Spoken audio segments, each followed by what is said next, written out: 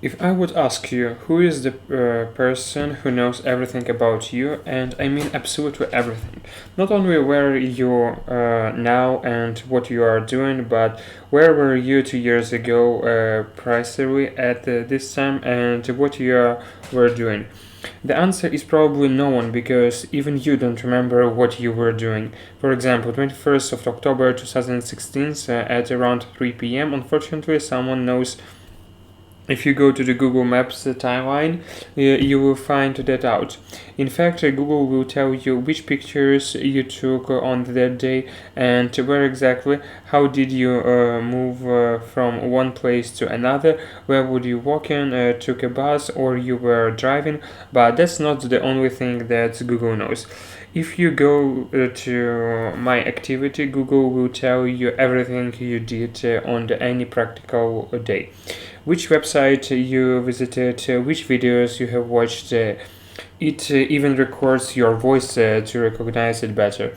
It knows what news are you interested in, which apps do you use, and much more. Google doesn't really hide that, but it also isn't putting that forward for us to see it. So I wouldn't be surprised if most of you aren't aware of that. Most of you know that Google knows what you are buying online, but the company took the extra mile to follow your offline purchases if you use Google Pay. Now, the company can track your offline purchases and compare them to their online ads and figure out if their ads has affected your decisions to buy a particular products or which ads to present to you based on your offline purchases. The problem is that even if you don't use Google Chrome, YouTube, or Gmail, you can still under the Google's radar because you might be using an Android. And to improve user experience, Google needs to analyze your behavior. So even when you are using third-party apps, you are still being followed. Future you might not worry because Google just track your actions. It doesn't know, for example, what you on your mind or what exactly are you thinking about.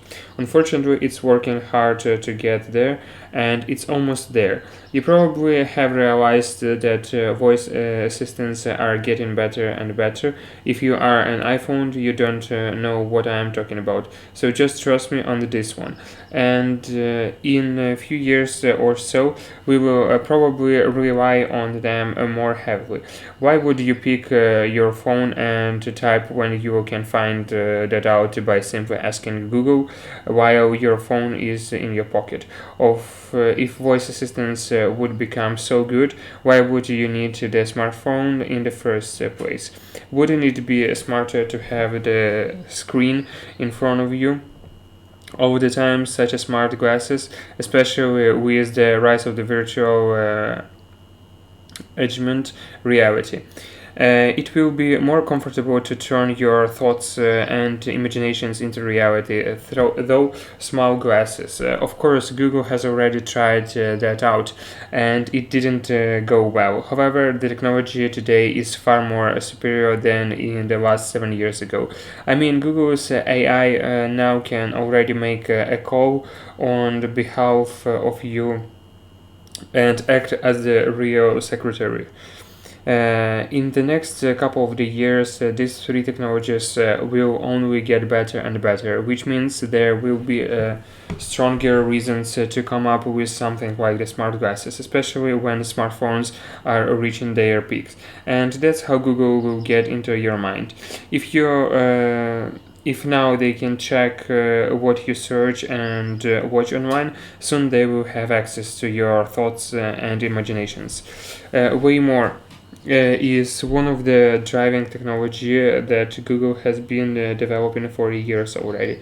And once the world starts shifting to the self-driving cars, the traditional auto manufacturers will need advanced self-driving software and a voice assistance. And Chrome and Google is the perfect company to provide them with that exactly as the iOS Android.